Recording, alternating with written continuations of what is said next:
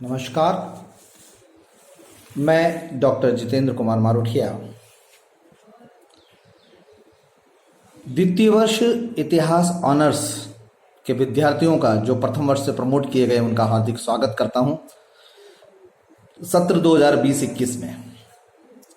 आज अपने अध्ययन और अध्यापन का पहला दिन है और हम पहले दिन आपस में साक्षात्कार कर रहे हैं। बच्चों, आपने ऑनर्स ली एक विशेष उद्देश्यों के साथ, और ऑनर्स का अर्थ ये हुआ कि न केवल आप उस पर्टिकुलर विषय में जिसमें आपने ऑनर्स का अध्ययन किया है उसके समस्त प्रश्न पत्र या उसके पाठ्यक्रम को स्नातक स्तर पर ही पूर्ण कर लेंगे, अपितु एक आशा ये भी की जाती है कि आप उस विषय के पारंगत भी हो जाएंगे, विशेषज्ञ भी हो जाएंगे। उसके समालोचनात्मक, आलोचनात्मक, विश्लेषणात्मक अध्ययन में एक विशेष पारंगता हासिल कर लेंगे। और ऐसा इसलिए होगा कि कुछ प्रश्न पत्र जो स्नातकोत्तर स्तर पर जाकर सामान्य विद्यार्थियों को पढ़ने पड़ते हैं, वह प्रश्न पत्र, वह पाठ्यक्रम आप स्नातक स्तर पर ही पूर्ण कर लेंगे। इसलिए ऑनर्स सेकेंड ईयर के विद्यार्थियों के लिए मैं ये विशेष संदेश दे रहा हूं कि प्रथम वर्ष में उनको ऑनर्स के अध्ययन का अगर ज्ञात नहीं हो पाया है या उनको इस बात का एहसास नहीं हो पाया है, तो अब इस रण और बौद्धिक रण क्षेत्र में वे स्वयं को पुनः स्थापित करें। 6th पेपर, 4 पेपर आपने वहां पढ़ लिए है, और छठा पेपर राजस्थान के इतिहास का सर्वेक्षण, उस प्रश्न पत्र को मैं पढ़ाऊंगा आपको। इस प्रश्न पत्र को बहुत बारीकी से, सूक्ष्म तरीके से और बहुत गंभीरता से पढ़ना है। यद्यपि कोई भी पढ़ाई बगैर गंभीरता के नहीं होती, कोई भी अध्ययन गंभीरता के बगैर नहीं होता, लेकिन इसको मैंने एक सूक्ष्म तरीका भी इसलिए आप शब्द काम में लिया है। देखते हैं हम कि वर्तमान में जो भी प्रतियोगिता परीक्षाएं और आयोजित की जा रही हैं उसमें किसी न किसी रूप में और कैसे न कैसे रूप में राजस्थान के पाठ्यक्रम को शामिल किया गया है। और हमारे पास में ये प्रश्न पत्र इतना दीर्घ है, इतना बृहद है कि हम इसके प्रत्येक पैराग्राफ में से कहीं ना कहीं ऑब्जेक्टिव सवाल निकाल सकते हैं। वस्तुनिष्ठ प्रश्न की पूर्ण निकल जाने की संभावना है, और ऐसा है भी। इसलिए राजस्थान के इतिहास का संरक्षण मैं आपको पाठ्यक्रम से अवगत अगले अध्याय में कराऊंगा, लेकिन उससे पहले मैं आपको इस बारे में जानकारी दे दूं कि राजस्थान के इतिहास का जो संरक्षण है वो प्रश्न पत्र छठा भी है, और मैं उसका जिसको मैं आपको पढ़ाने जा रहा हूं या बातचीत करने जा रहा हूं, तो वो प्रारंभ से यानी स्रोत से लेकर आजादी तक, यानी 1947 तक जो प्रजामंडल की स्थापना हुई और राष्ट्रीय स्वतंत्रता संग्राम में 1827 क्रांति और उसके उपरांत भी, और उसके उपरांत 1950-52 और 1/11/1956 एकीकरण, वहां तक जाता है।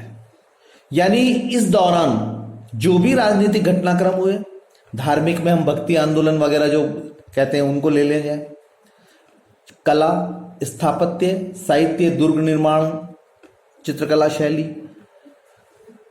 राजपूताना भौगोलिक दृष्टि से दिल्ली के नजदीक है, उनके साथ में हमारा बड़ा द्वंद्व चलता है। मध्यकाल के इतिहास में हम पढ़ते भी हैं, आपका जो 5वां पेपर है। और दिल्ली और राजस्थान के राजाओं में एक 36 का आंकड़ा हमेशा रहा, और बाद में समन्वय का काल चालू हुआ जब अकबर ने वैवाहिक संबंध स्थापित कर लिए थे आमेर के साथ में, और फिर बीच बीच में कहीं पर संघर्ष रहा और कहीं पर समन्वय रहा, सहयोग का रहा। सवाई जय सिंह ने बड़ा मुगलों को सहयोग प्रदान किया, मालवा और उसकी सूबेदारी थी, और मराठों के विरुद्ध उन्होंने मुगलों को बचाए रखा।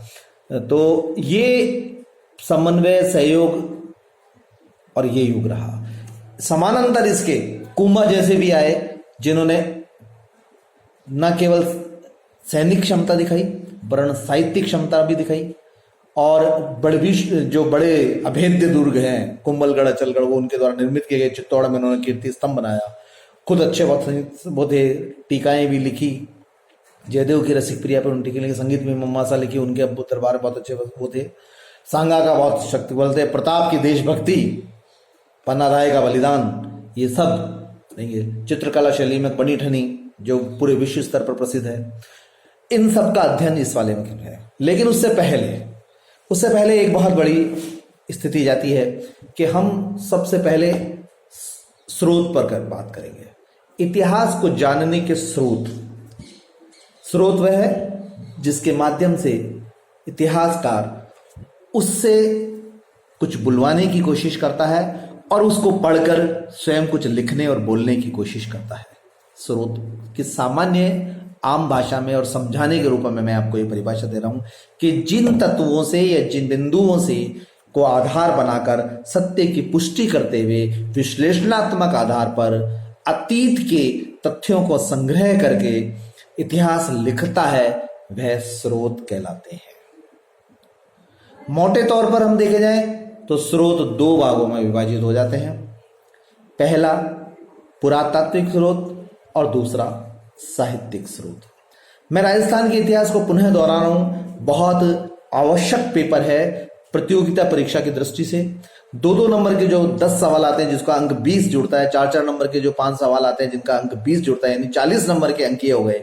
और 60 नंबर के में से 20-20 नंबर के आपको 3 बड़े सवाल निबंधात्मक करने पड़ते हैं जो 500 शब्द के होते हैं। तो ये जो वर्गीकरण है प्रश्न पत्र का, अंक वर्गीकरण है या अंक विभाजन का है, उसके आधार पर देखा जाए तो 2 नंबर और 4 नंबर के सवाल हमारे लिए पड़े रहते हैं। और अब जिस प्रकार से सारी प्रतियोगिता परीक्षाएं ऑब्जेक्ट वस्तुनिष्ठ पर आ रही है धीरे धीरे, उस और राजस्थान को समावेश करते हुए आ रही है, उसके कारण ये प्रश्न पत्र बहुत महत्व रखता है राजस्थान के इतिहास का। और मैं बात आपके सोर्सेस से करूंगा, पुरातात्विक स्रोत और साहित्यिक स्रोतों से। मोटे तौर पर ये 2 वर्गीकरण कर दिया गया है। अब हम पुरातात्विक को क्या, पुरातात्विक शाब्दिक अर्थ पुरातन चीजें, जो भी पुरातन चीजें हैं। अब इन पुरातन चीजों में क्या क्या लिया जाए, शिलालेख लिया जाए, अभिलेख लिया जाए, स्तंभ लेख लिया जाए, लघु शिलालेख भी ले लीजिएगा, मंदिर ले लीजिएगा, राजा प्रसाद ले लीजिए, प्रशस्ति लीजिए, मृतभांड ले लीजिएगा, दुर्ग ले लीजिएगा, नदी नाले मूर्तियां ले लीजिएगा।